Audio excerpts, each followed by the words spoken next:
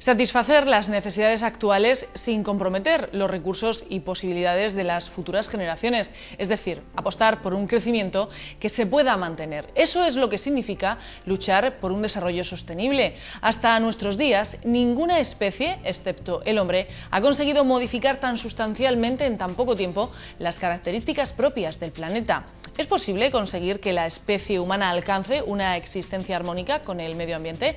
Esta será la premisa de partida de nuestro programa, pero no es la única. Esta noche abordaremos cuáles son los retos medioambientales a los que nos enfrentamos con el presidente de la Fundación Desarrollo Sostenible. Hoy visita el plató de Trivium Emilio Ballester.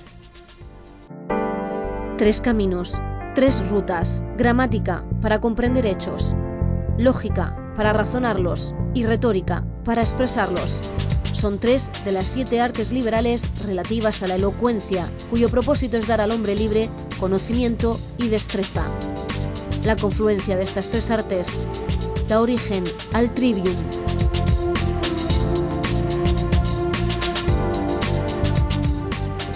Buenas noches, bienvenidos un martes más a Trivium. Comenzamos nuestro programa saludando a María Eugenia Lozano. Maru, buenas noches. Esther Martínez, buenas noches. Hoy queremos hablar de desarrollo, de equilibrio, de sostenibilidad y ver si todas estas variables son compatibles o de si alguna merece estar por encima de la otra. Y enseguida entenderán por qué les digo esto. Hoy tenemos con nosotros a Emilio Ballester, presidente de la Fundación Desarrollo Sostenible. Buenas noches. Hola, bienvenido. Muchas gracias por haber aceptado nuestra invitación. Estoy encantado de estar aquí con vosotros. Queremos hablar esta noche de muchas cosas y si le parece vamos a centrar nuestra entrevista. Vamos a empezar por lo más reciente y por lo más actual. Como usted bien sabe, hace pues muy poquitos días el proyecto de Marina de Cope y del Gorgel volvían otra vez a la palestra y a mí me gustaría, para empezar, conocer cuál es su opinión respecto a estos dos proyectos. Bien, pues yo creo que son proyectos que en su momento pues tuvieron un fundamento y un planteamiento pues muy claro vinculado a unas perspectivas de desarrollo de la región y que cumplen y desde la perspectiva política pues han cumplido unos objetivos para impulsar ese desarrollo desde un concepto de desarrollo que obviamente es el concepto que se ha manejado pues en los últimos años en la región de Murcia. Yo en la última entrevista que tuve con el presidente de la comunidad autónoma, pues él confesaba, yo creo que de una forma clara y abierta, que vista la situación actual y las condiciones actuales de desarrollo o de evolución o involución de la región, pues que algo no se estaba haciendo todo lo bien que se podía haber hecho y que probablemente algunos proyectos pues tendríamos que revisar y que tendríamos que dotarlos de otras características y de otras posibilidades que permitieran que fuera mucho más equilibrado y mucho más sostenible.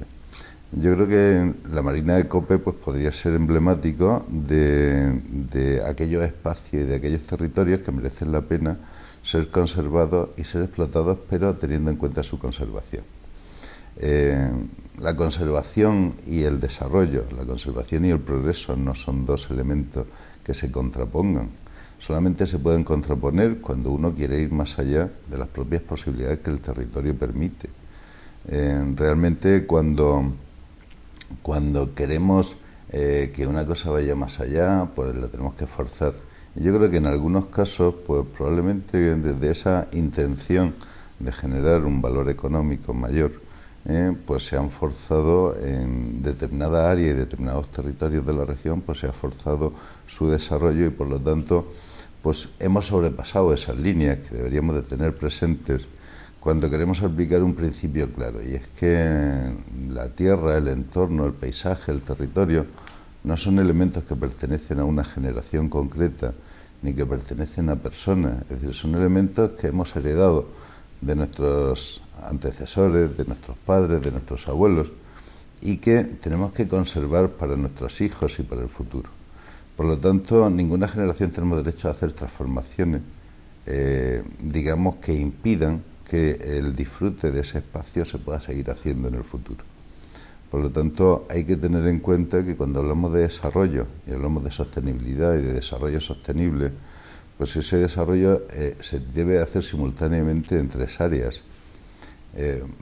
tenemos que hablar siempre del desarrollo económico y de la sostenibilidad económica, y creo que es una que está muy presente siempre en todos los proyectos y en todas las actuaciones que se hacen desde las instancias políticas, y yo creo que desde el sentido común también. Es decir, nadie inicia un proyecto que no vaya a generar unos flujos económicos que permita que ese proyecto continúe en el futuro. Y ese probablemente es el más extendido y el concepto más conocido, pero también tiene que haber sostenibilidad social. Es decir, ese proyecto y ese desarrollo tiene que apoyar a las personas que viven en ese entorno y tienen que generar puestos de trabajo, tiene que generar rentabilidad social. De nada serviría un proyecto que toda la mano de obra, todo el trabajo, pues viniera gente de fuera, lo hiciera y después se marchara. Es decir, no sería sostenible socialmente, no estaría repercutiendo positivamente en ese entorno donde se está desarrollando, porque no nos olvidemos que todo se hace sobre un territorio determinado y que el territorio es finito. Y luego tiene que haber una sostenibilidad ambiental, es decir, el desarrollo no puede hipotecar el medio ambiente, y el medio ambiente entendido como el medio ambiente en el que nos desenvolvemos todos. El medio ambiente, cuando se habla de medio ambiente no se está hablando exclusivamente de unas especies que hay que conservar. La especie humana es una especie que tiene que convivir con las demás especies y que además en ese equilibrio de especies en el que nos hemos movido durante toda la historia de nuestro planeta, eso es algo también a conservar en el futuro, son valores que tenemos. Si, por ejemplo, hiciéramos una tournée, una vuelta pues por lo que sería la parte sur del municipio de Murcia, desde la provincia de Alicante, pasando por Sucina, por toda la zona de Gea y Trullol, La Tercia, Logosillo, y siguiéramos bordeando toda una zona natural y protegida, que es la cepa de Altaona, Columbares y el Valle, y el Parque Natural del Valle, hasta la Sierra de Carrascoy, pues veríamos que en toda esa ladera pues hay una infinidad de urbanizaciones nuevas que se han hecho recientemente en la época del boom inmobiliario, y muchas de ellas asociadas a campos de golf, que en su mayoría actualmente están o abandonadas o en régimen de abandono. Es decir, todo ese espacio era un espacio que antes estaba ocupado por territorios agrícolas y por toda una serie de especies que vivían ahí y que se alimentaban de esos espacios y que le daban valor al espacio principal, que es el espacio que hemos querido proteger y que hemos protegido.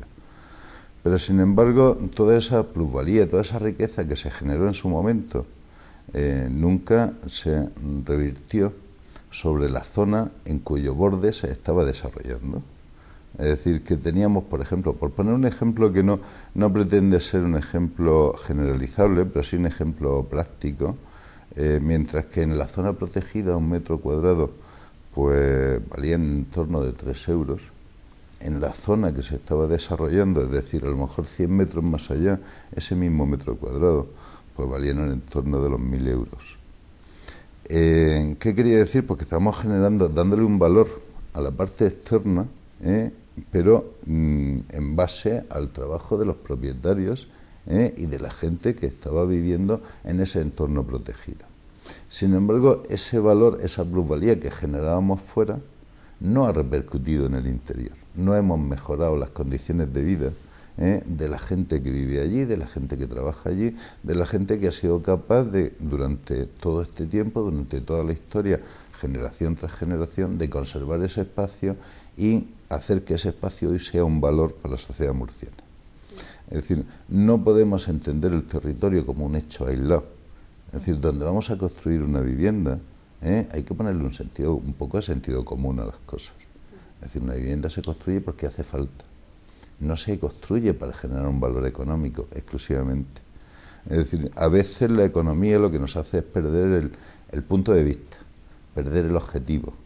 Y entonces las cosas pierden el sentido común y se convierten en un valor económico.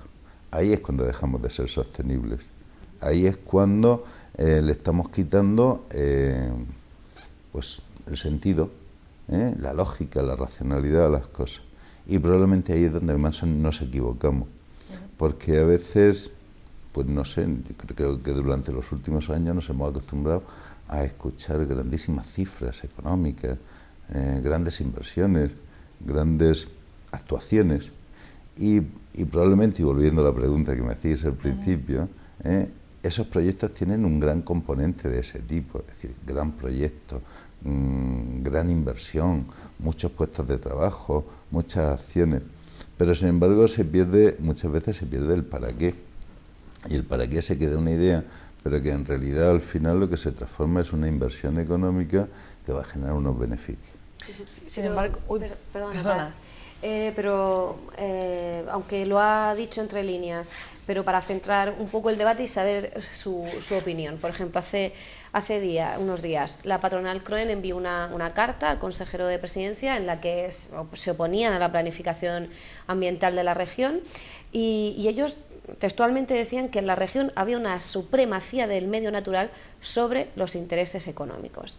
¿Usted cuando escuchó o leyó esa afirmación, qué pensó? Hombre, pues yo creo que se tiene poca memoria histórica. Es decir, que no hay que mirar para atrás mucho tiempo para ver que no es así. Es decir, en esta región esa frase está mal dicha y es absolutamente injusta. A mí me hubiera gustado probablemente que fuera más justa la frase, pero desde luego yo no daría razón nunca a alguien que diga que en esta región había supremacía de la conservación sobre el desarrollo económico. Yo creo que el equilibrio ha sido un tanto desequilibrado y justo al contrario. Creo que la CROEN está utilizando un concepto de desarrollo económico y de conservación que no es lo que hoy se debe usar. Es decir, cuando yo hablaba antes de esos tres elementos del desarrollo sostenible, es lo único que puede garantizar que las cosas puedan continuar generando riqueza en el futuro y en el tiempo. Yo, cuando hablo del territorio, hablamos como de algo finito. Es decir, un territorio que hoy se transforma. Es un territorio que ya deja de ser lo que era. Y ya no puede volver atrás con él. Y ya no se puede, decir, no tiene marcha atrás. Si lo hemos hecho bien, probablemente estamos potenciando sus posibilidades para el futuro, y si nos equivocamos y lo hacemos mal, estamos condenando eso. Yo cuando ponía el ejemplo de todas esas urbanizaciones y campos de golf, que no habría nada más que hacer una ruta de un par de horas para ver efectivamente cuál ha sido el efecto sobre unos territorios muy ricos y con muchas posibilidades de desarrollo y de generar riqueza, que hoy estarían generando riqueza. Sin embargo, cuando uno lo ve en la situación actual, pues dice, bueno, pues seguramente algo hemos hecho mal, como repitiendo un poco las palabras del presidente de la comunidad. Pero los empresarios, como usted acaba de decir y como ha comentado Maru, tienen la sensación de que el medio natural está por encima de los intereses económicos. Ellos se quejan de que hay una mala planificación ambiental en la región de Murcia.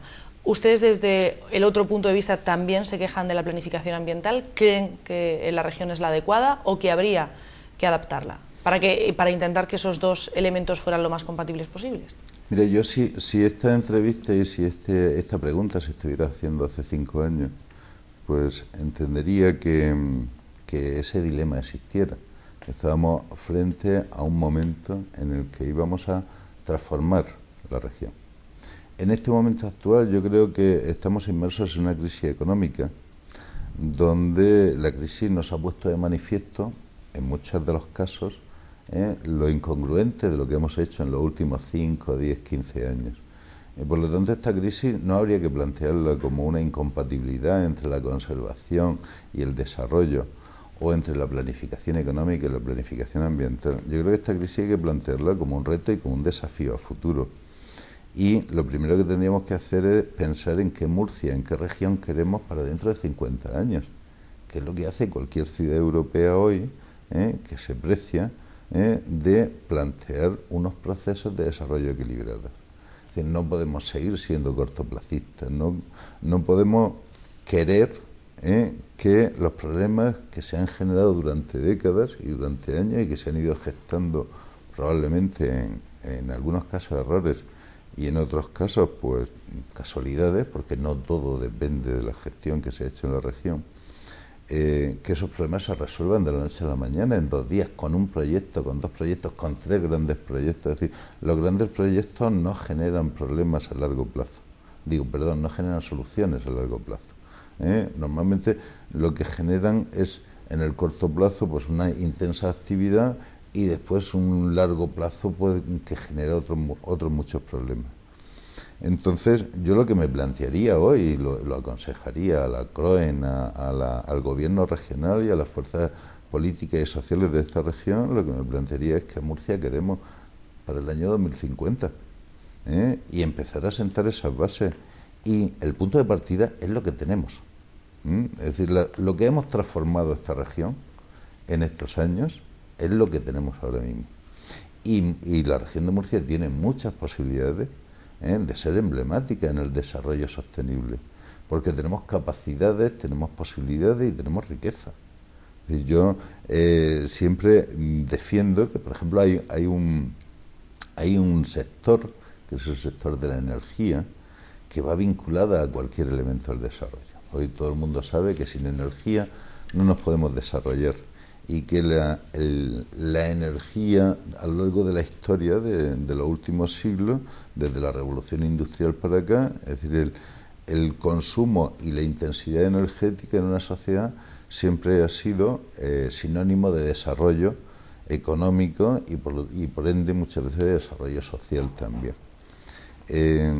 La energía, uno de los miembros de la Fundación Desarrollo Sostenible, Domingo Jiménez Beltrán, decía hace poco en prensa en Murcia que en esta región la energía no solamente es energía, es electricidad, es capacidad de desarrollo, también es agua, porque al final con energía podemos tener agua también. Y lo único que necesitamos es que la energía sea propia, sea autóctona, es decir, de nada nos serviría quemar petróleo, de nada nos serviría quemar gas, que nos viene además de países donde cualquier conflicto bélico nos desequilibra a nosotros. Yo creo que hemos asistido recientemente, yo creo que con un cierto espanto y con mucho temor a lo que ha ocurrido en Argelia, y hemos visto cómo pues bueno, hay países con una inestabilidad política enorme, que son los que están gestionando nuestra energía. El gas que viene a España viene mayoritariamente de Argelia. El petróleo que consumimos en España, la gasolina, una gran parte de la electricidad nos viene de los países de Oriente Medio, del Golfo Pérsico, donde esa inestabilidad política pues, nos desequilibra constantemente. Sin embargo, aquí tenemos sol en cantidad. Y actualmente aprovechar el sol para producir electricidad es algo que está al alcance de la mano, pero no de las grandes inversiones ya, sino también de cualquier ciudadano. Es decir, de eso queríamos hablarle, porque el tema de las renovables es difícil de explicar y hay bastante confusión, y vamos a intentar que se quede algo claro, aprovechando que le tenemos a usted, que sabemos que es un experto en este tema. Vamos a ver. España es el país europeo con más horas de sol y la región, pues si no es la donde más, casi. Pero hemos perdido la posición en el sector que teníamos de las renovables. Creo que hemos vuelto al nivel casi de partida de 2008 o por ahí, ¿no? Y hay un debate abierto. ¿Es rentable o no es rentable producir energía renovable? Que al final es lo que hace la gente, ¿sabes? De verdad nos saldría a cuenta. Y luego hablamos de todo el tema de la déficit de tarifas, si lo entendemos, y de las primas y tal. Pero vamos a empezar por ahí. Venga. ¿La energía de futuro es la energía del futuro? ¿Es la energía donde tenemos que invertir pese a todo lo que ha pasado? Yo es decir, es algo que he vivido durante la última década y que he visto cómo ha ido evolucionando. Es decir, yo, si le preguntáramos a alguien cuánto le costó su primer teléfono móvil, pues yo puedo decir lo que me costó a mí el mío. Me costó 175.000 pesetas mi primer teléfono móvil. Y en aquel momento era un objeto absolutamente de lujo. Hoy en día me regalan un teléfono móvil por abrir una cuenta corriente, por hacer una compra, por tal. ¿Qué quiere decir eso? Pues que al principio cualquier desarrollo tecnológico es caro y es costoso. Pero, sin embargo, cuando eso se va generalizando, pues empieza a ser asequible. En la energía solar ha pasado exactamente igual y afortunadamente estamos en un momento donde generar 1 kilovatio hora por el sol nos cuesta la mitad de lo que le pagamos a la compañía eléctrica por ese mismo kilovatio hora eléctrico que nos sirve en nuestra casa. ¿Qué quiere decir eso? Pues que la energía solar ha dado el salto, en su curva de aprendizaje ha dado el salto a ser una tecnología no ya solamente amable, porque no produce contaminación, porque no produce ruido, porque además es una tecnología que podemos producir en España, sino que además es una tecnología económicamente rentable y barata. Sin embargo, la siguiente pregunta pues es obvia, es decir, ¿por qué no están todos los tejados llenos de placas solares fotovoltaicas, que es de la tecnología que yo estoy hablando ahora mismo? Porque además producir 1 kilovatio hora encima de nuestro tejado y consumirlo debajo, es decir, en nuestra casa, es primero de sentido común, es lógica y además no generamos pérdidas en el sistema. Es decir, no tenemos que transportar el kilovatio hora que producimos en Cartagena hasta Jumilla, donde se va a consumir, por poner un ejemplo, y por lo tanto no vamos a perder un 20 o un 30% en ese transporte, sino que cuando lo producimos y lo consumimos en el mismo sitio estamos hablando de una energía eficiente. Por lo tanto, a ese coste que estoy diciendo que viene a ser la mitad de lo que pagamos hoy la compañía eléctrica, a ese coste hay que añadirle también la eficiencia como un valor más. Es decir, es una energía absolutamente eficiente. Por lo tanto, ¿cuál es la razón? Pues la razón es que probablemente hay otros intereses económicos de los que hablábamos antes y que en este caso se llaman compañías eléctricas, que si nosotros producimos nuestra energía en el tejado de nuestra casa y la consumimos dentro, no nos están facturando esa energía eléctrica que estamos nosotros autoproduciendo y autoconsumiendo. Y pues también coincide que estamos en una situación de crisis donde el consumo eléctrico en los últimos 2-3 años ha bajado muchísimo. Y por lo tanto, pues alguien que nos considera, porque tradicionalmente el sistema eléctrico nos considera esclavos de ellos. Es decir, ¿quién puede vivir hoy sin electricidad en su vivienda, en su empresa, en su trabajo? ¿Quién? Por lo tanto, todos hemos sido hasta ahora rehenes y esclavos de ese sistema eléctrico. Y además pagando una factura mensualmente que no controlamos, que no conocemos, que es muy difícil de entender y de interpretar. Es decir, simplemente pagamos, porque si no nos cortan la luz y entonces no podemos seguir viviendo. Entonces, desde esa situación de rehén y de esclavitud del consumidor hacia las compañías eléctricas, pues hay una preponderancia y hay una influencia innegable entre esos intereses económicos y las normativas que hacen viable el que cosas como que en Murcia, pues en un estudio que hicimos, que presentamos a la opinión pública el año pasado, es decir, con los tejados disponibles en Murcia, podríamos generar toda la energía eléctrica que se consume en el sector residencial en Murcia. Es decir, sería, por no decir cifras que no son habituales, pero bueno, es 1 gigavatio de potencia, que 1 gigavatio de potencia es lo que produce, es decir, normalmente es 2 centrales nucleares, como la de Garoña, la potencia equivalente a 2 centrales nucleares, si los tejados, las superficies de tejados residenciales que hay en esta región, la pusiéramos a producir kilovatios hora con energía solar fotovoltaica. Es decir, ese tipo de cuestiones, ¿qué necesitarían? Pues necesitarían un impulso, porque probablemente cuando yo hablo de 1 kilovatio hora barato, estoy hablando de que 1 metro cuadrado, es decir, lo que sería 1 kilovatio pico, que vienen a ser del orden de 6-7 metros cuadrados de superficie de sol ocupada por placas solares, van a producir 1.500 kilovatios hora al año. Y una placa solar fotovoltaica, su componente básico es el silicio, y el silicio es la arena. Esa arena que recogemos de zonas donde la roca se ha ido deshaciendo, que fundimos y que por lo tanto estamos hablando, por vulgarizar un poco el concepto, de piedra. Es una piedra que cuando le da el sol produce electricidad. Es una piedra que nos va a durar 25, 30, 35, 40 años produciendo electricidad. Probablemente a los 20 años vamos a producir el 80% de lo que producíamos en el año 1, pero nos va a seguir produciendo electricidad. Y cuando yo hablo del coste del kilovatio hora, hablo del coste de esos primeros 20 años de producción. No estoy hablando del resto, es decir, yo tengo placas solares instaladas fotovoltaicas ya más de 30 años y siguen produciendo, por lo tanto están absolutamente amortizadas y siguen produciendo. Es una tecnología durable y además por ese componente que yo hablaba antes, cuando hablaba de la sostenibilidad económica, que es evidente con lo que acabo de decir, cuando hablo de la sostenibilidad ambiental, que es mucho más evidente, llegar a la sostenibilidad social es algo también que podría ser evidente para todos. Es decir, cuando nosotros generamos 1 kilovatio hora, estamos sustituyendo petróleo y gas por sol. Es decir, ese es un elemento básico. Es decir, nos estamos quitando dependencia internacional. Es decir, nos estamos alejando del conflicto que hace que nuestra economía se desestabilice cada 2 por 3.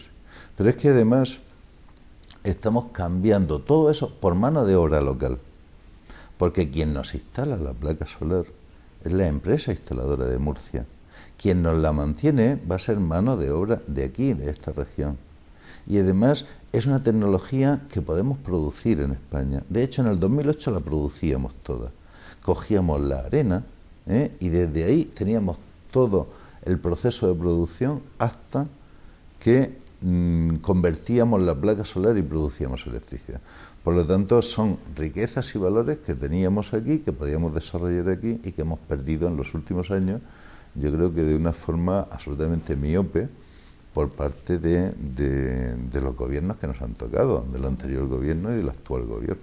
Aquí en la región de Murcia el gobierno regional ha iniciado ahora una campaña en la que pretende precisamente que las familias, que en los hogares se instalen esas placas solares para precisamente generar esa energía, ¿no? Entonces, por centrar un poco también a nuestros espectadores y también para que sepan cuáles serían los costes y los beneficios de esas placas solares.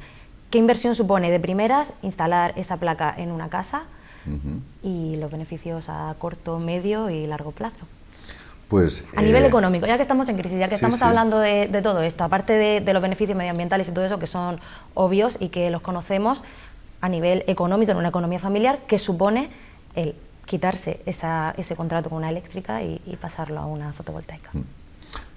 Primero yo creo que hay que matizar, las cosas no son absolutamente blancas o absolutamente negras, es decir, cuando hablamos de energía estamos hablando del sistema eléctrico y por lo tanto estamos hablando de la integración de muchas fuentes de energía simultáneamente.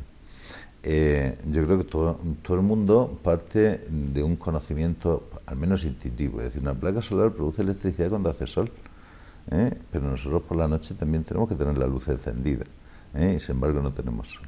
Por lo tanto, o una de dos, o nos hacemos independientes del sistema acumulando la electricidad que producimos durante el día, la acumulamos en baterías y por la noche la podemos usar, o bien simplemente nos hibridamos, es decir, nos asociamos al sistema eléctrico, decimos, oiga, yo produzco cuando hay sol y cuando no hay sol recojo de usted del sistema eléctrico. Esta segunda opción, digamos que es la opción que se pretende generalizar. Entonces, para que esa opción sea viable, nosotros tenemos que definir, lo primero de todo, es cuál es nuestro consumo eléctrico y qué porcentaje es el que queremos sustituir, porque ya sabemos que no vamos a sustituir todo, porque hay momentos donde no vamos a poder producir. Entonces, nosotros en ese porcentaje que queremos sustituir tenemos un limitante claro y es nuestro espacio de sol. Si decimos que en 7 metros cuadrados aproximadamente podemos producir 1.500 kilovatios hora al año, pues obviamente si consumimos 3.000 kilovatios hora al año en nuestra vivienda, vamos a necesitar un mínimo de 14 o 15 metros cuadrados de sol para producir esa energía. Por lo tanto, tenemos una limitación que es el espacio y tenemos un elemento que es porcentaje de sustitución. Podemos querer llegar al 100% o simplemente podemos empezar por el 10%. Es decir, oiga, yo me coloco una plaquita que tiene 2 metros cuadrados, me la coloco en el tejado de mi casa, esa placa me va a costar 400, 500 euros y empiezo a sustituir un 10 o un 15% de los kilovatios hora que yo consumo al año. Voy a rebajar mi factura eléctrica y dentro de 2 meses, dentro de 3 meses, cuando he conseguido ahorrar otro poco, pues me coloco otra placa, porque son absolutamente modulares. Es decir, no necesariamente el primer día tenemos que llenar nuestro tejado de placas solares fotovoltaicas para que se produzca un efecto sobre nuestra factura. Yo a veces pongo un ejemplo que es más gráfico, porque parece que cuando hablamos de agua en esta región, como tenemos mucha más sensibilidad con esos temas, y es algo que se ve y que se toca, es como si tuviéramos un pozo en nuestra casa, en el patio de nuestra casa, tuviéramos un pozo con un agua buenísima, y entonces nosotros pusiéramos una bomba y la conectáramos a un grifo de nuestra casa. Cada vez que, para que ese agua entre en nuestros grifos, tiene que entrar a una presión un poco mayor que la presión que nos viene de la calle. Por lo tanto, cuando tengamos esa bomba enchufada y abramos un grifo en nuestra casa, el agua que va a salir es la de nuestro pozo. Por lo tanto, el contador de la calle no se va a mover. Sin embargo, si nosotros por una razón determinada pues paramos nuestra bomba, porque pensamos que no vamos a consumir, pero en el momento uno necesita abrir un grifo, pues nos va a salir el agua de la calle. Esa es la hibridación que se plantea entre el sistema eléctrico, entre ese servicio que tenemos de abastecimiento eléctrico y lo que sería nuestra generación y nuestro autoconsumo de electricidad. Digamos que lo ideal, que es lo que el sector y entiendo que la sociedad y los ciudadanos deberíamos de estar demandando, y es algo que ya el anterior gobierno prometió hacer y no hizo, y este gobierno prometió hacer para el mes de marzo, que se ha pasado, para marzo de 2012, y no ha hecho. Regular el autoconsumo, ¿no? Que es regular el autoconsumo, pero con una modalidad que está instaurada en prácticamente casi todos los países de Europa y en bastantes de los Estados Unidos de América y algunos países de Latinoamérica, como puede ser Brasil y como puede ser Chile y otros sitios, que es el balance neto. El balance neto quiere decir que, oiga, yo si durante la noche no puedo producir, por el día puedo producir más, y ese exceso que produzco durante el día, con mi trozo de sol, lo consumo durante la noche. O bien, en el verano, que tengo mucho más sol, voy a producir mucho más de lo que voy a consumir, y en el invierno, que voy a tener poquito sol, lo voy a consumir. Supone, en definitiva, generar un crédito. Es decir, yo cuando durante un día produzco 100 kilovatios hora y solo he consumido 50, pues la compañía eléctrica me debe 50. Eso es lo que pasa ahora. No, eso es lo que estamos esperando que se regule. Sí, pero ahora mismo ¿cómo funciona entonces? Ahora mismo funcionaría como lo que te pasas, autoconsumo instantáneo. Sí. Autoconsumo instantáneo, es decir, yo produzco y consumo. Y entonces lo que estoy produciendo y consumiendo no está pasando por mi contador. Y por lo tanto no me lo está facturando la compañía eléctrica. Por eso, si tú tienes superávit, digamos... Si yo tengo superávit, lo podría facturar a precio de mercado mayorista. Es decir, que estaríamos en el entorno de los 5 céntimos. Porque no olvidemos que ese kilovatio hora que nosotros estamos pagando una media de entre 14 y 18 céntimos, dependiendo de en qué compañía estemos y en qué modalidad estemos, realmente en el mercado mayorista, es decir, cuando la compañía lo compra, lo está comprando a 5 céntimos o 6 céntimos. Y que luego en el precio final de la electricidad nosotros pagamos también una buena parte que no corresponde a los costes del sistema eléctrico, sino que nos corresponde a ese famoso déficit de tarifa, por una parte, o a una serie de impuestos que lleva acarreadas. Y eso genera una situación perversa. Y termino y pasamos a otro tema. No, yo quiero saber la situación perversa. La situación perversa... Lo digo porque y que creo que tiene que ver con lo que decía de la miopía de las administraciones y un poco cómo se planteó el tema de las renovables en España, que creo que empezó Aznar, ¿no? En el gobierno de Aznar, a primar la fotovoltaica o las energías renovables sin aumentar el coste en la tarifa, ¿no? Quizá a lo mejor porque sería una medida impopular pegar así no lo sé por qué. A lo mejor usted tiene más datos, pero empezó ya en el 2002 a generarse el déficit de tarifa que se ha ido haciendo una bola muy grande, ¿no? Hasta llegar, no sé si he leído, que hasta un 3% del PIB. Actualmente, es decir, en el 2012 estábamos en 24.000 millones de euros en déficit de tarifa y actualmente pues se calcula que debemos de estar en torno de los 26, 27.000 26.000 millones de euros de déficit de tarifa, ¿no? Que atienden, además muchas veces atribuyen a las renovables directamente, que no sé si tienen toda la culpa las renovables o el que empezó a primar las renovables de aquella manera. Pero bueno, por eso se han hecho también ahora impopulares, ¿no? Bueno, yo termino con ese efecto perverso, porque es un ejemplo muy gráfico. Es decir, cuando pagamos y comentamos el tema del déficit de tarifa, que me parece que es importante ir que se entienda un poco, porque es que al difundiendo final que se entienda un poco ese tema.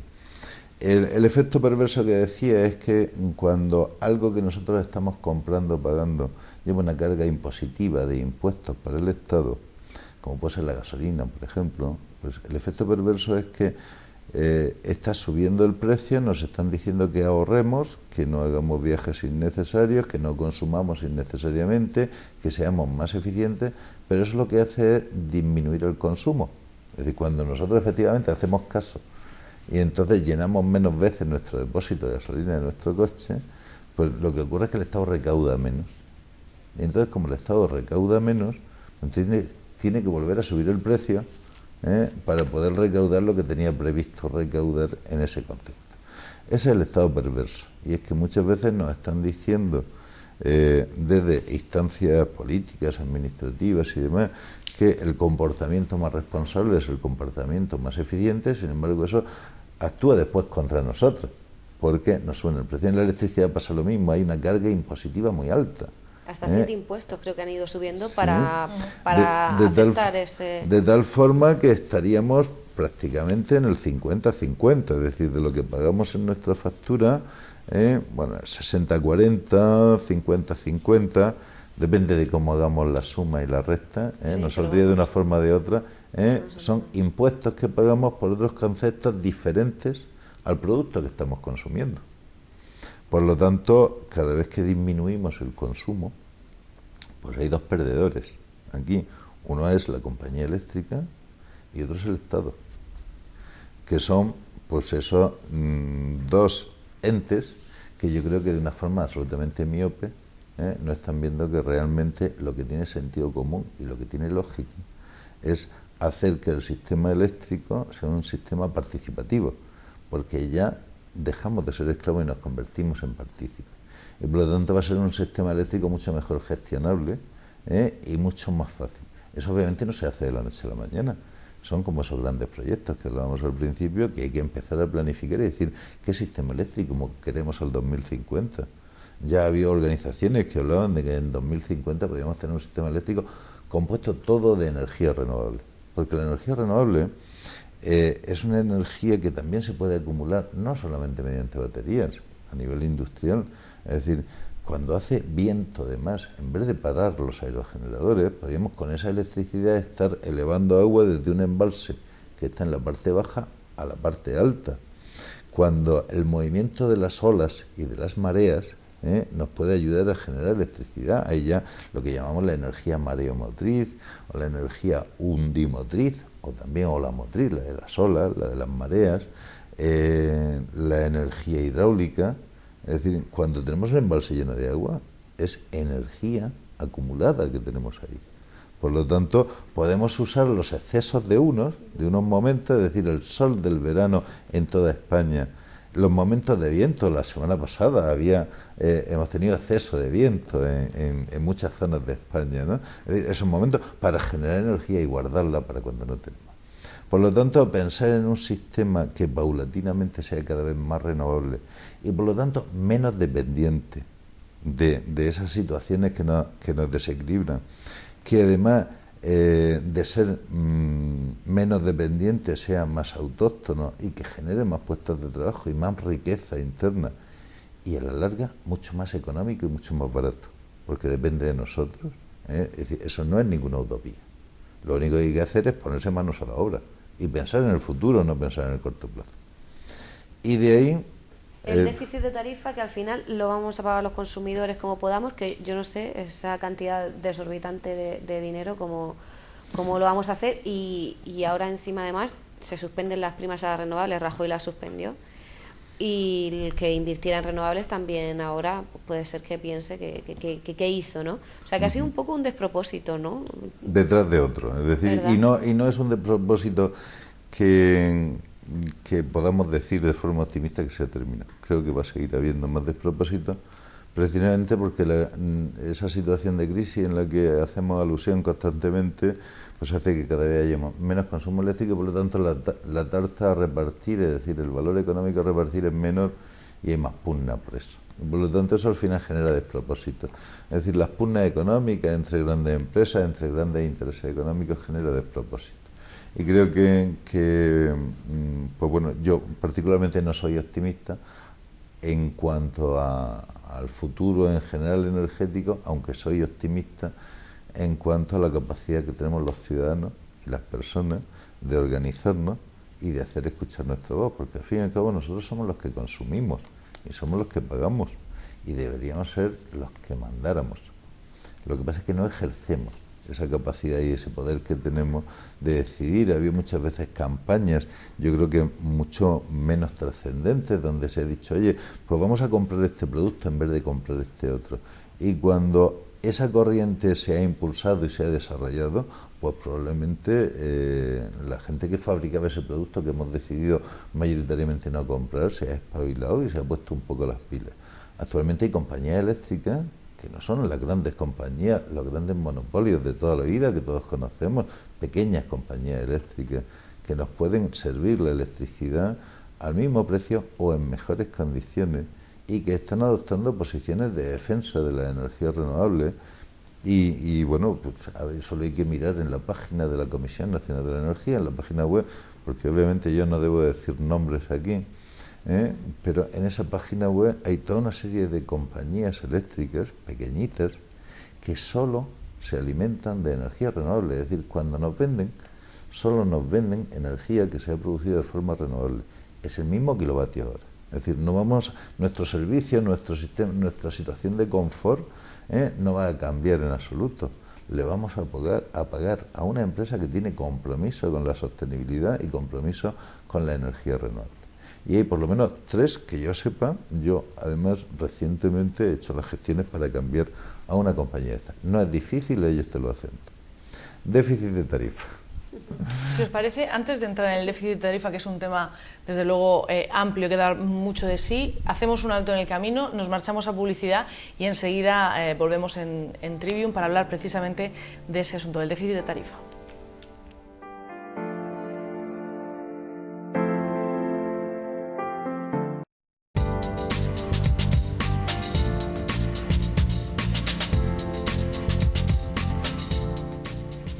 Pues continuamos en Trivium. Esta noche estamos hablando con Emilio Ballester, con el presidente de la Fundación Desarrollo Sostenible. Antes de marcharnos a publicidad nos quedábamos ahí en el tema del déficit de tarifa y como imagino que es un tema extenso y muy complicado, o por lo menos difícil para el espectador entenderlo, vamos a empezar desde el principio, como comentaba antes Maru. Vamos a ver todo lo que hace referencia a ese déficit de tarifa para intentar entenderlo, porque es un término que se escucha mucho, que se utiliza mucho, pero realmente no sabemos en qué nos afecta y qué significa.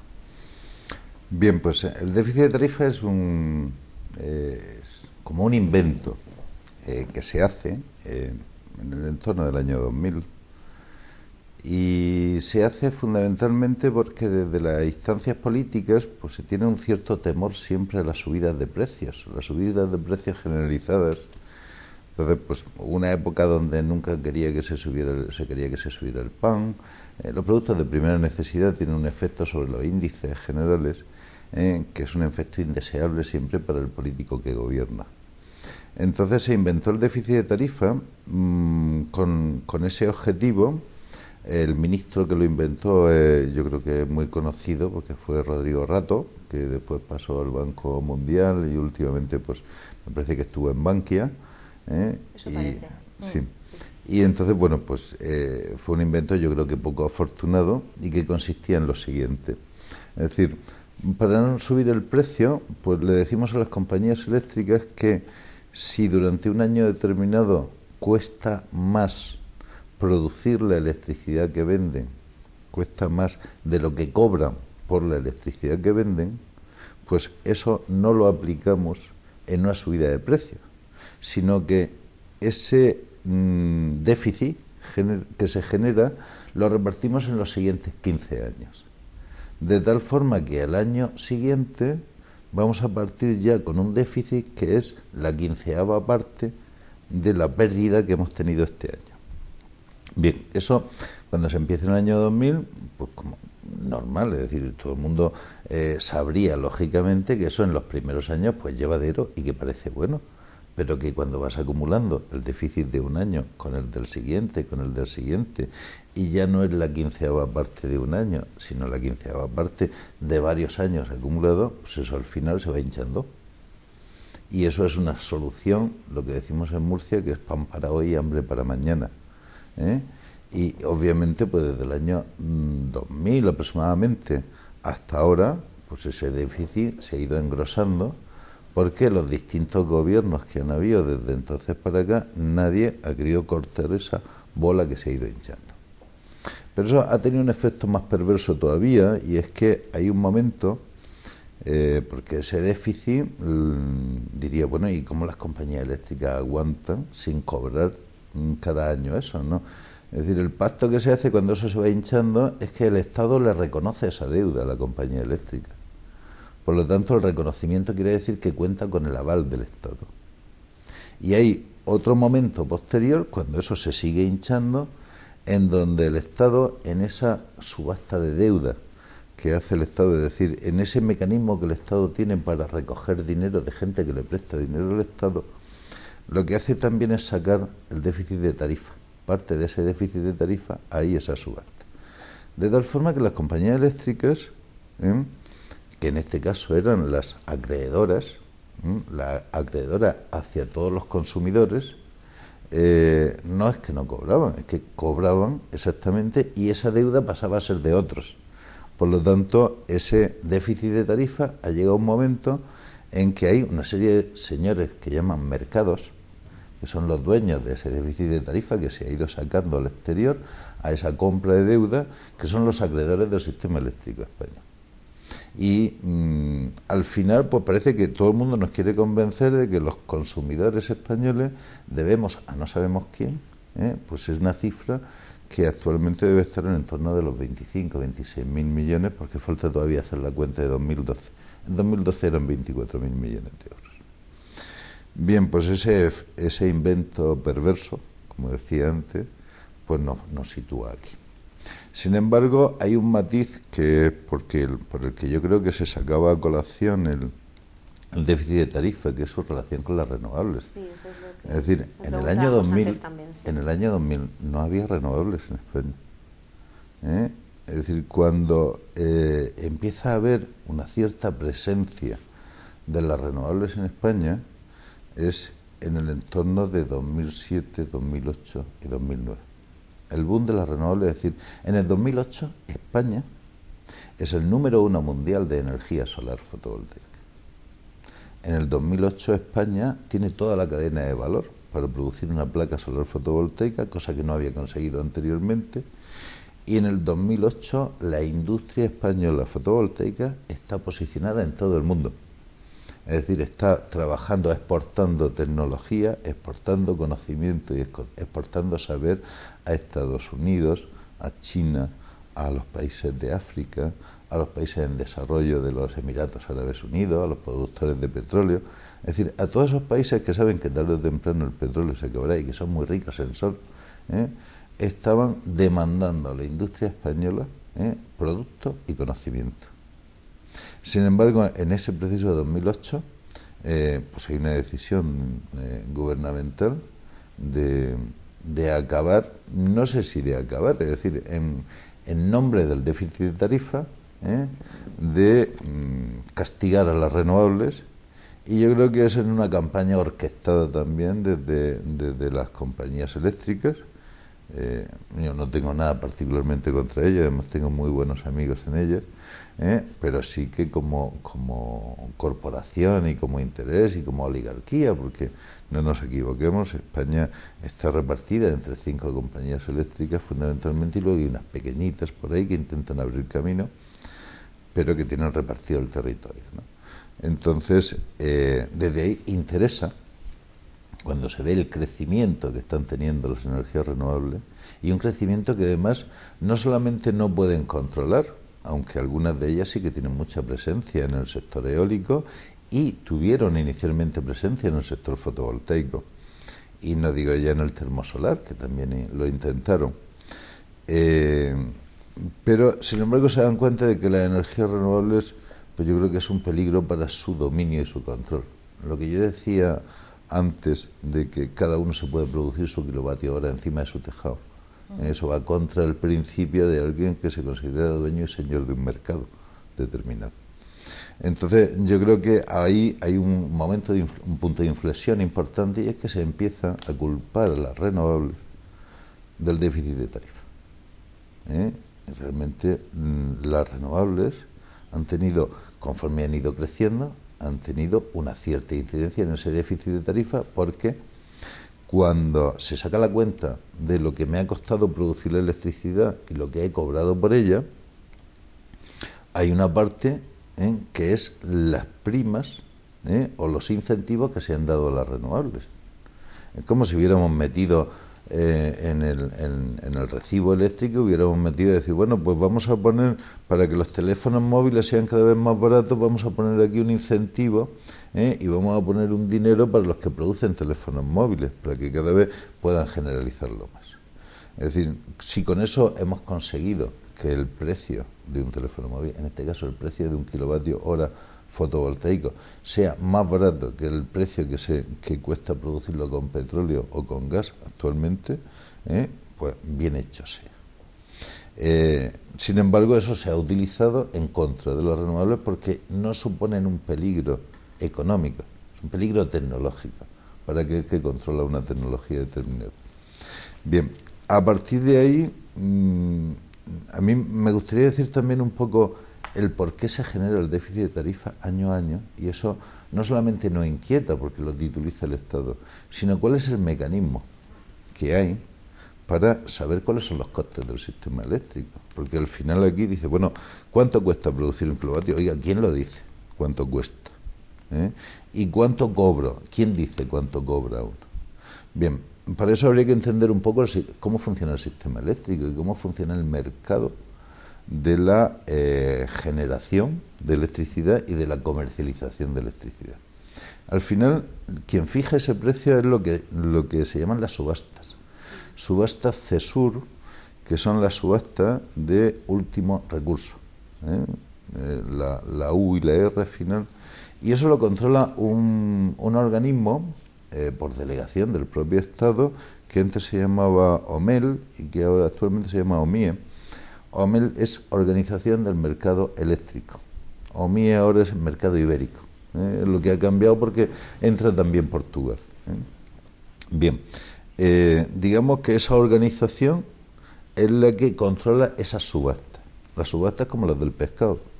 Es decir, hay unos señores que son los pescadores que traen el pescado a la lonja, y otros señores que son los compradores que van a comprar el pescado y luego lo van a repartir. Bien, entre ellos se ponen de acuerdo y se hace una subasta, y cada uno pues se va llevando lo que necesita, lo que puede y el precio que puede conseguir. Eso es exactamente igual. Lo único, con una pequeña diferencia, y es que todos sabemos que una misma compañía eléctrica, podría poner el ejemplo pues, de Iberdrola, de Endesa, de cualquiera de las grandes compañías eléctricas, todas son generación y todas son comercialización. Por lo tanto, quien se pone de acuerdo en el precio son unas pocas compañías, no unas pequeñas, unas pocas compañías que generan y esas mismas compañías que comercializan.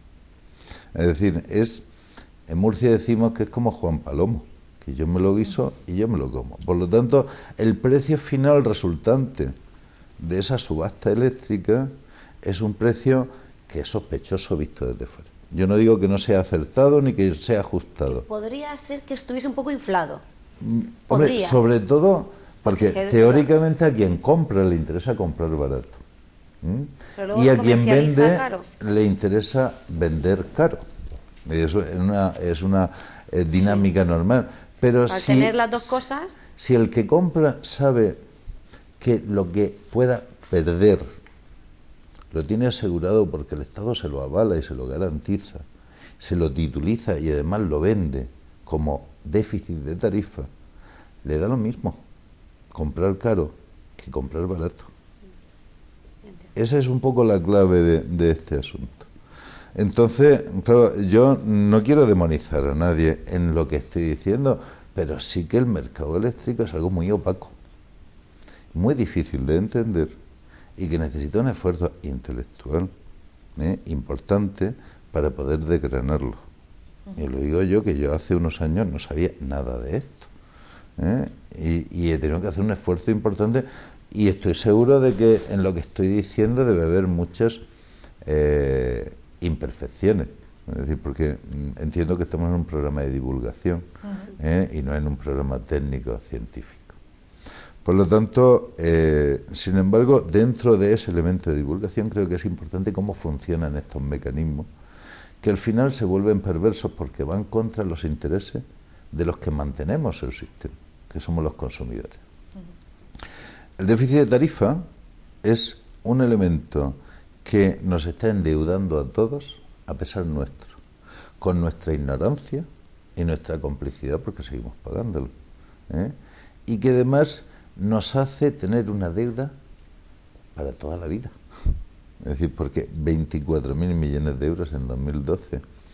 Y habría que decir que se ha hecho una ley en el año 2012 que se aprobó en el Parlamento pues en diciembre, a finales de diciembre, y que ha entrado en vigor el 1 de enero, se llama de sostenibilidad del sistema eléctrico, donde lo que se ha hecho es poner un impuesto a la generación. Es decir, a todos los señores que producen kilovatios hora, se les pone un impuesto por cada kilovatio hora, el precio que lo venda se le carga un 7% más como impuesto. Impuesto que recauda el Estado y que teóricamente tiene que ir a paliar el déficit de tarifa. Bien, ¿qué efecto tiene ese impuesto sobre, por ejemplo, las renovables o, por ejemplo, lo que generamos con gas? Cuando yo genero con gas o genero con los sistemas convencionales, esa generación la llevo a esa subasta. Y si a mí me cuesta un 7% más, yo a esa subasta voy a llegar con un 7% más. Por lo tanto, el señor que me va a comprar ya sabe que me va a comprar más caro. Y por lo tanto, el consumidor final le va a subir el precio de la electricidad. El señor que hace en el 2008, en el 2007, apostó por invertir en energía solar fotovoltaica, ese señor cobra el mismo precio siempre por la energía que está produciendo. Si le pones un impuesto del 7%, simplemente le rebajas el precio. Por lo tanto, ¿a quién estamos perjudicando? Estamos perjudicando solamente a dos sectores de los que intervienen en ese sistema eléctrico. Estamos perjudicando al consumidor, porque indirectamente le hemos puesto un impuesto a los que generan, que al final tiene que pagar el consumidor, y estamos perjudicando a quien genera mediante sistemas de energía renovable, porque está generando a tarifa, que fue el compromiso que tuvo del gobierno en su momento.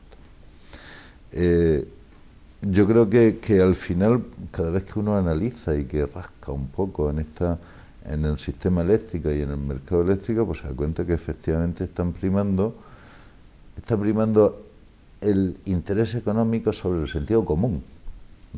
No digo ya sobre otras cosas.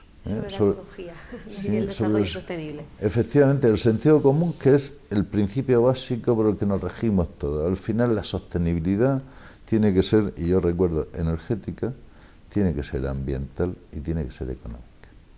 Sostenibilidad económica no es desarrollo sostenible, que no nos engañen. Que nadie nos quiera vender gato por liebre. Cuando hablamos de cuentas sostenibles, no estamos hablando de desarrollo sostenible. Cuando hablamos de sostenibilidad del sistema, estamos hablando de un concepto de sostenibilidad que es de sostenerse, de sujetarse para no caerse. Eso no es desarrollo sostenible.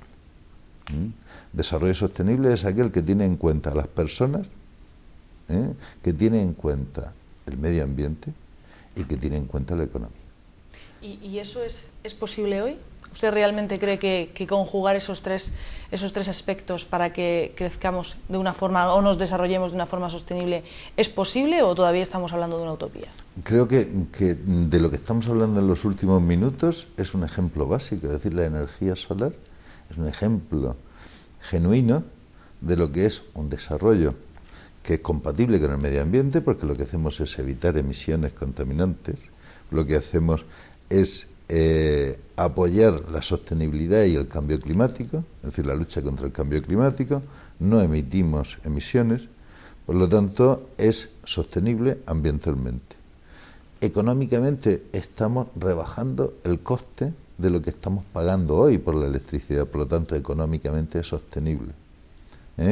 Y socialmente estamos cambiando petróleo, estamos cambiando dependencia exterior por mano de obra local, por beneficio para nuestras empresas, empresas de nuestra región, trabajadores de nuestra región, materias primas de nuestra región y sol de nuestra región. Por lo tanto, es evidente que es posible. En ese y en otros muchos casos. Es decir, yo podría hablar también del programa que desde la Fundación estamos intentando desarrollar de custodia del territorio, donde si uno se da una vuelta verá que en los campos hay cantidad de terrenos abandonados. Olivos, viejos olivos, a punto de secarse porque nadie los cultiva. Extensiones inmensas con valores arqueológicos, con valores geológicos.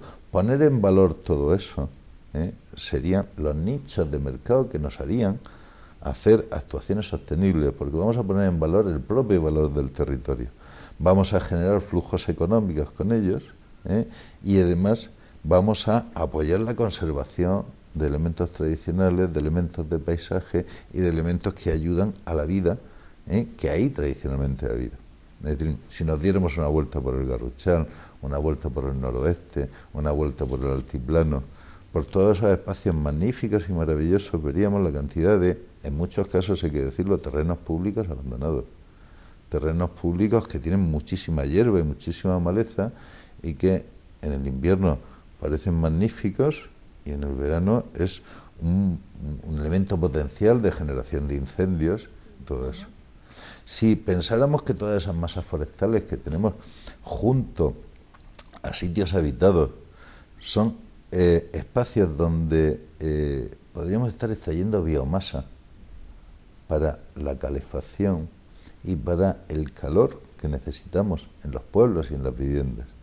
Es decir, una masa forestal, por un lado la tratamos como un elemento que hay que conservar, pero que hay que podar para que no tenga incendios, para que no se produzcan incendios forestales. Y nos gastamos dinero en eso. Bueno, nos gastábamos. Actualmente creo que nos estamos gastando poco. Y por otro lado, estamos quemando petróleo para producir electricidad. Porque no cogemos los recursos que estamos empleando en la conservación de las masas forestales, ponemos a la gente de ese territorio a trabajar en eso, con eso generamos biomasa. Biomasa en forma de pellets, biomasa en forma de astillado en leña, y con eso estamos alimentando o bien una central que está produciendo electricidad con la combustión de eso, o bien estamos sirviendo a los colegios y a los vecinos de todos esos lugares de un combustible que es absolutamente ecológico, que está generando puestos de trabajo a nivel local y que además está dándonos los elementos de confort necesarios para que sigamos desarrollándolos como tal. Es decir, ejemplos de cómo hacer un desarrollo más sostenible hay muchísimos. Lo único que hace falta es ponerse a pensar, yo creo que sobre todo con sentido común, y un poco viendo dónde nos estamos gastando los dineros y de qué forma lo podemos hacer rentable para todos. Emilio, vamos a hablar de agua, de otro recurso con el que aquí en la región de Murcia somos especialmente sensibles. ¿Cómo lo ven ustedes? ¿Desalación, trasvases, los dos o ninguno? Mira, el recurso agua es un recurso que consume también, lo digo por vincularlo a lo que estamos hablando, mucha energía. Y que agua y energía es un binomio absolutamente inseparable. Es decir, a veces pensamos que cuando hay un trasvase no hay consumo energético. Sin embargo, si viéramos las cuentas de la energía que se consume para trasladar el agua desde el Tajo hasta aquí, o la energía que consumiríamos para trasladar el agua desde el Ebro hasta aquí, parece que como vemos el mapa así en vertical y decimos parece que el agua viene sola desde arriba hacia abajo, pero los que ya hemos crecido un poco sabemos que no es así, ¿no? Que el relieve al final es accidentado y que el agua hay que elevarla y luego hay que dejarla caer y todo eso. Bien, es decir, por lo tanto, que nadie piense que no hay consumo energético cuando hay un trasvase. El trasvase, yo creo que tradicionalmente a nuestra región nos ha favorecido. Tenemos un ejemplo, el trasvase Tajo Segura, que yo creo que hay que mantener, que hay que defender y que hay que pelear, porque supuso en su momento y supone hoy una seguridad en el suministro y una obra que ya está realizada y prácticamente amortizada, entiendo. Y por lo tanto, pues es un valor que tenemos, y que genera riqueza y que hay que defenderlo. Ahora bien, de cara al futuro, ¿cuáles son las opciones más sostenibles, más compatibles con lo que sería el desarrollo sostenible en nuestra región? Pues porque si miráramos solamente la parte económica, pues obviamente aquellas obras que más inversión requieren, pues probablemente son las que parece que el volumen económico va a generar más volumen de puestos de trabajo y va a generar mayor volumen de riqueza. Eso es algo que se ha utilizado mucho, lo repito, desde las administraciones públicas, pero que no siempre responde a la realidad. Yo creo que las soluciones absolutas nunca son buenas, es decir, no es bueno solo el trasvase, ni es bueno solamente la desalación. Todo lo que podamos hibridar en ecología hay un principio que es el principio de, digamos, de la dispersión, por una parte, y de la variedad y la diversidad. La diversidad es lo que da la riqueza y lo que da el equilibrio. En cualquier proyecto que pretendamos hacer, cuando lo que queremos es conseguir un recurso, cuanto mayor diversidad integremos en la consecución del recurso, mayor seguridad vamos a tener al futuro. Por lo tanto, yo apostaría por lo que ya tenemos, el trasvase Tajo Segura, y por una fuente de agua que tenemos, que es el Mediterráneo, y con una fuente de energía que tenemos, que es económica y que nos pertenece, que es el sol. Y con ese trío, yo me plantearía las bases para hacer un desarrollo sostenible y la obtención de un recurso agua. Las demás opciones, pues yo, es decir, por naturaleza no soy reacio ni cerrado a ninguna de las opciones ni de las posibilidades. Si alguien con otro tipo de elementos me convence de otra cosa, pues defenderé otra cosa. Pero hoy por hoy, desde el sentido común y desde el conocimiento de la calle y del análisis que cada uno hace por leyendo lo que dice la gente, lo que decimos en la prensa y lo que uno lleva viviendo, que lleva también unos años ya viviendo en esta región, pues entiendo que esa sería la opción, el punto de partida.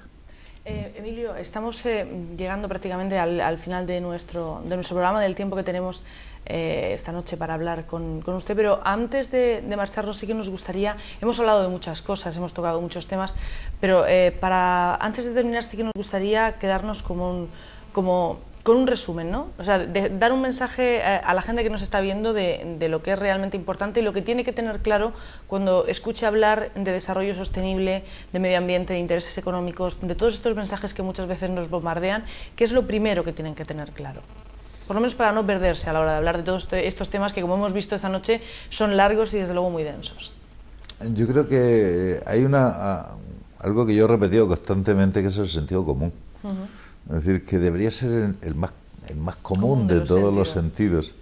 Que nadie piense que las cosas son muy difíciles, o que son inalcanzables, o que no se puede hacer nada.